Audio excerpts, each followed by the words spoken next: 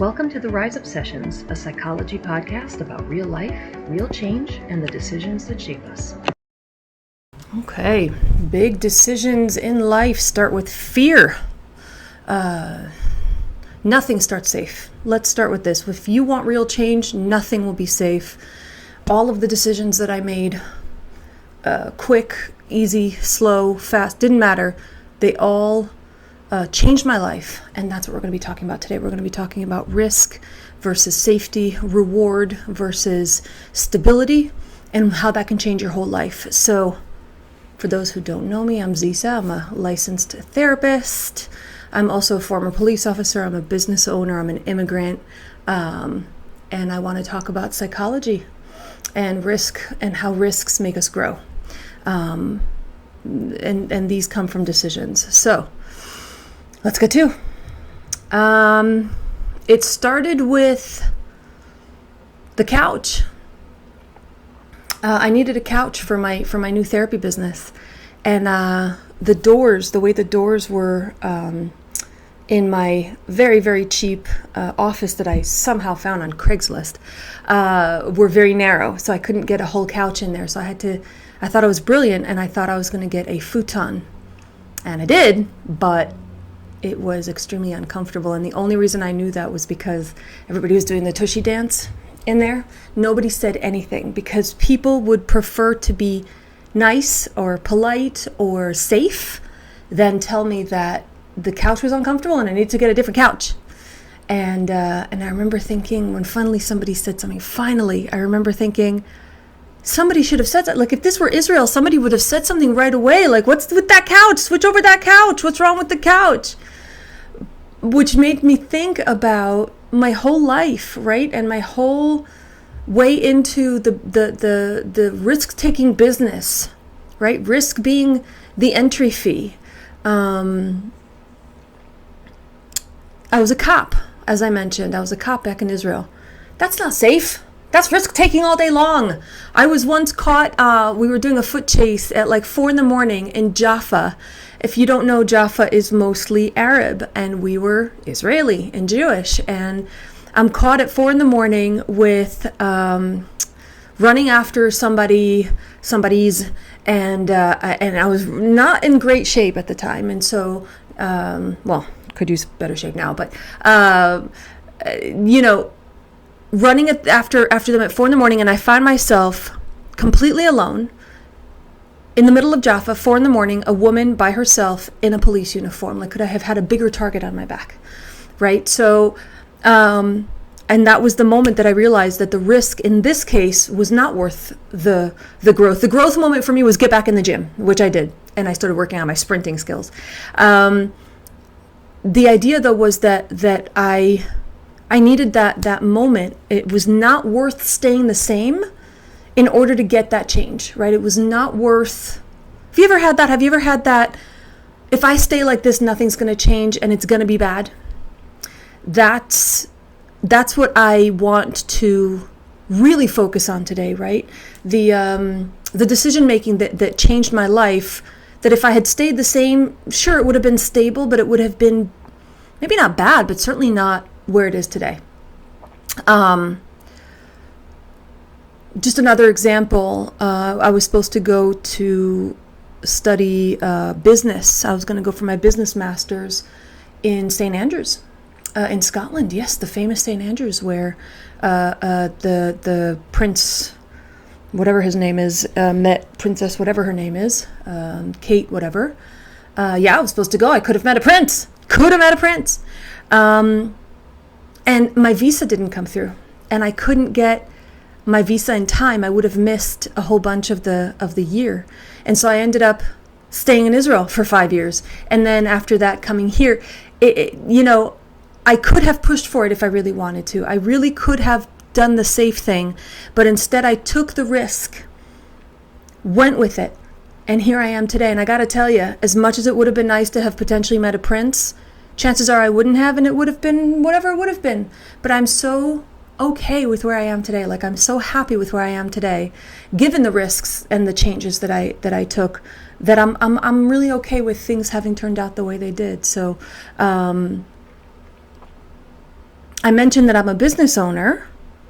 I have a thriving private practice. It's doing really well, thank goodness. I recently opened a second one. And you want to talk about fear. I mean, you want to talk about fear. You want to talk about risk taking, right? Why am I going to risk everything that I've built so far for another practice? Well, I can tell you that, fear doesn't disappear, but it takes me to the next level of why not? That's really the question, right? That I really hope that you can ask yourself at some point. Why not? What's the worst that'll happen? The worst that'll happen is I'll lose out on what I have and I'll have to start all over again. Big whoop, I've done it before. Right? If you're stuck, and that's really what I want you to focus on. If you're stuck, safety can cost you everything, because waiting for that perfect moment where everything is clear and everything is amazing and everything is spectacular may never come. So if you're stuck, the real question for me is why not? The worst that'll happen is, and I do this a lot in my practice with OCD work, because one of the things I specialize in is OCD besides trauma and grief, is in OCD we have the exposure process, right? The exposure being that we gradually work into exposing ourselves to our biggest fears.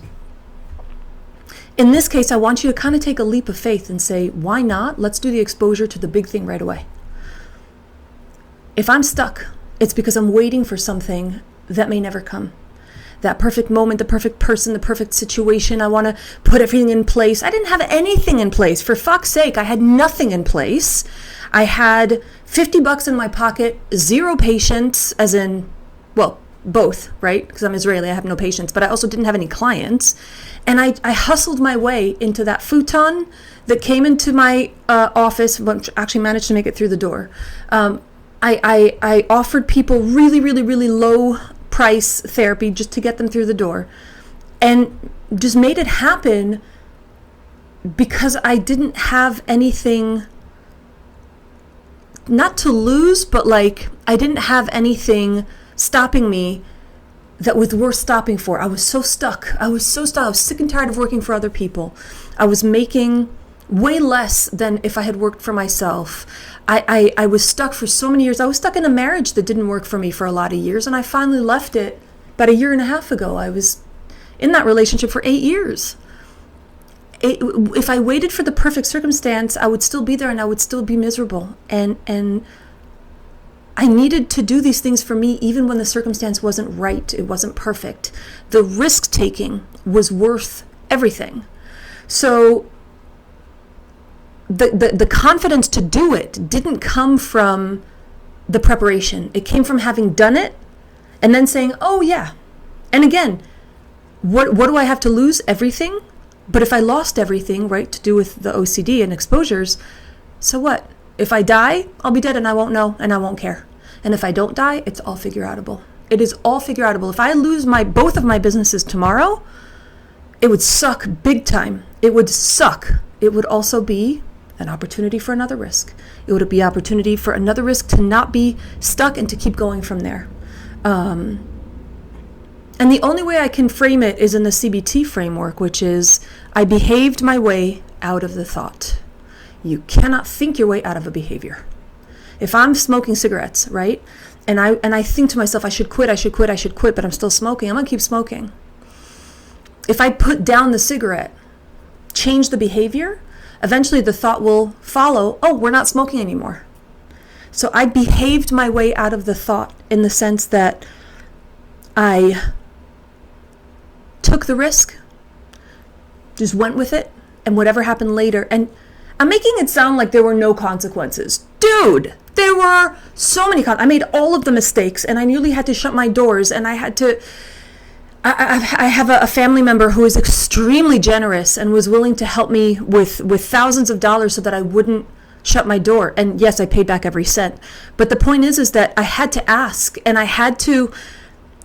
what felt like debase myself because I built something and my ego was in the way. And we'll talk about ego in other episodes, but the exposure to my fears, the behaving my way out of a thought, all of these like psychological frameworks, they work for a reason, right? I do this for a living for a reason. the confidence followed after I already took the risk and when I got the experience. If you're stuck and you feel like you're waiting for the perfect time, the perfect place, the perfect situation, it's not going to cause anything but more misery, because the real growth comes from taking that risk. It comes from following what you want to go for, and whatever happens will happen. But whatever happens, it'll be different than where you are today. And that's really what we want to focus on. It's going to be different than what it is now. I work with, like I mentioned, trauma. I mean, really complex trauma, right? Like loss of child, and veterans who've been through war, and people who've had horrendous childhood experiences where we're talking every kind of abuse you can imagine, neglect, right? We're talking really, really, really complex trauma cases. I work with grief, like I mentioned, people who've lost children, people who've lost parents, people who've lost siblings. I work with OCD, which is just one of the worst possible things that people suffer with. I mean, we're talking people who've got 24 hours a day, 24/7 intrusive thoughts. And we're not talking just about hand washing, right? People think that that's what OCD is. We're talking 24 hours a day of intrusive thinking, that if I don't do this in order to stop it, I will go nuts. Or if I don't do this in order to stop it, somebody will die. The closest I can equate it to is grief in terms of how invasive it is. And those are really my specialties, which means that when we go into, I also work with high-performing individuals that have all of those things, and then some: depression, anxiety, right? All these things. You, in order to really see a difference, I tell all of these people that suffer with these awful things, the only way to change is to change. Nothing changes if nothing changes, and is an annoying saying, but it's there for a reason. If you've got trauma or grief or OCD or are high performing and you feel stuck and you feel stuck and you feel stuck, the only thing to do is to do it. It's to change. Why people stay stuck? They want things to be perfect before they change. Show me one situation that was perfect, except in hindsight when you saw it as, oh, look, things just happened to fall into place. I mean, sure, but like other than that, we're talking about avoidance psychology, right? We're talking about, we don't have that the risk-taking mentality here. So if I want courage and I want confidence, I have to look at it after I take the risk.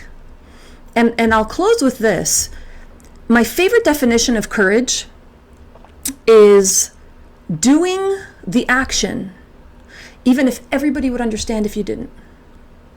So it's going back to work after losing a child, let's say 6 months in, right? Or whatever your time frame for grief is, even if everybody understood if you never went back to work. It's doing exposure therapy, which is one of the most difficult, painful therapies that I'll talk about in another episode. Even if everybody would understand if you didn't, because what's some hand washing? What's some intrusive thinking? As opposed to facing your fear, as opposed to being exposed to the worst thing on the planet, what's some behaviors? What's some rituals? So what? Everybody would understand if you didn't. It's not going to therapy as a veteran because, you know, what are they going to do for you anyway? They're going to stop your nightmares? Well, first of all, yes. I mean, that's what we have EMDR for, and IFS and all these other amazing therapies. But everybody would understand if you didn't, because you're a big, strong man who don't need no help. But my veterans who come to me, my God, they are so willing to take the risk that they end up staying for a long time. I mean, I've had some veterans who've seen me for over 2 years, and they are different people. I have one who graduated recently. By graduated, I mean, we literally had nothing left to talk about. That's amazing. That doesn't happen very often. You know, it's doing your riskiest, it's taking your riskiest risk, even if everybody would understand if you didn't. So if you've ever felt stuck, if you've ever felt like you could relate to this, come back.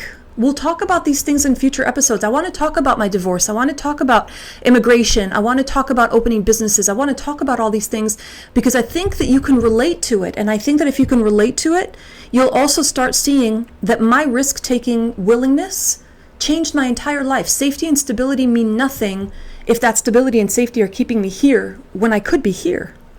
So come back, follow this podcast if you feel like you can relate, and if you want to work with one of my mental health clinics, look at the website that's going to be below or in the description. And this has been fun. I will see you next time. Thanks for listening to the Rise Up Sessions. If this episode resonated with you, follow the podcast, and I'll see you next time.